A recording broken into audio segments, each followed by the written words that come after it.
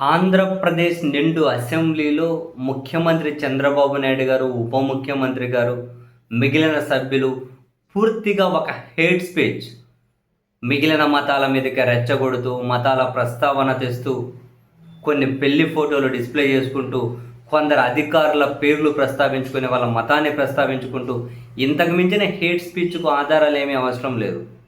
డైరెక్ట్‌గా హేట్ స్పీచే.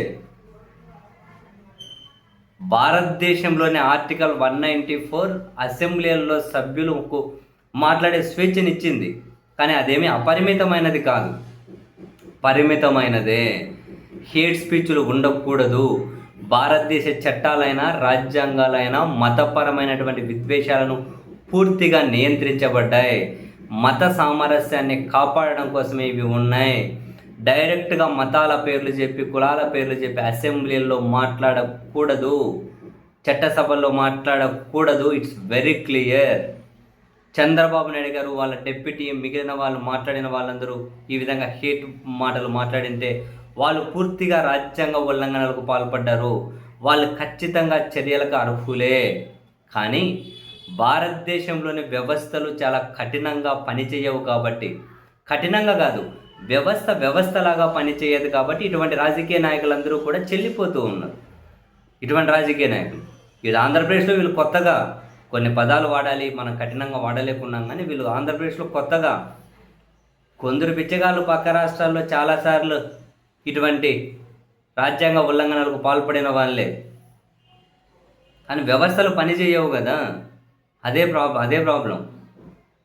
ఇప్పుడు వీళ్ళు ఇంత దారుణంగా మాట్లాడిన తర్వాత కూడా ఏ ఆర్గనైజేషన్ వెళ్ళి, లేకుంటే ఏ వ్యక్తి వెళ్ళి కాన్స్టిట్యూషనల్ ఇన్స్టిట్యూషన్స్, రాజ్యాంగ వ్యవస్థలకు వీళ్ళ మీద కంప్లైంట్ చేయలేదు, వీళ్ళ మీద ఫిర్యాదు చేయలేదు.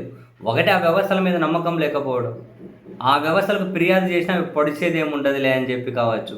అనవసరంగా ఫిర్యాదు ఎందుకు, అనవసరం వాళ్ళ కంప్లైంట్ చేసిన వేస్ట్ అని చెప్పి వీళ్ళు సైలెంట్ ఉండొచ్చు. కానీ రాజ్యాంగ వ్యవస్థలు కనుక సీరియస్గా, సిన్సియర్గా పనిచేసి ఉండింటే చంద్రబాబు నాయుడు గారు, వాళ్ళ డిప్యూటీ పూర్తిగా చర్యలకు అర్హులు. వాళ్ళని సస్పెండ్ చేయొచ్చు, లేదా ఎక్స్పెల్ చేయొచ్చు. స్పీకర్ ఆ నిర్ణయం తీసుకోవచ్చు జెన్యున్గా పనిచేసి ఉంటే. కానీ ఇక్కడ ఎవరు జెన్యున్గా పనిచేస్తూ ఉన్నారు? అసలు నేను ఇప్పటికీ అనేబుల్ టు డైజెస్ట్.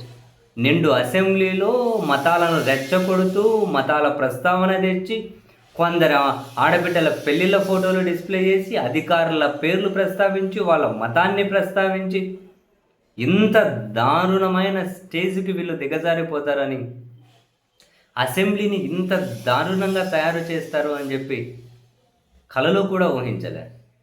కానీ రాజ్యాంగ వ్యవస్థలు లేవు, సరిగ్గా పనిచేసి ఉన్నట్టు వీళ్ళ మీద చర్యలకు అర్హులు. ఇటువంటి రాజకీయ నాయకులకు కాలం చెల్లింది.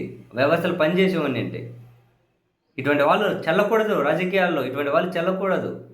రాజకీయంలాగా చేయలేకపోతే ఎలక్షన్ కమిషన్ ఇట్లాంటి వాళ్ళ మీద చర్యలు తీసుకోవచ్చు. ఎలక్షన్ కమిషనా నవ్వుకోవడమే. ఆ వ్యవస్థ ఎప్పుడో తన విశ్వసనీయతను కోల్పోయింది.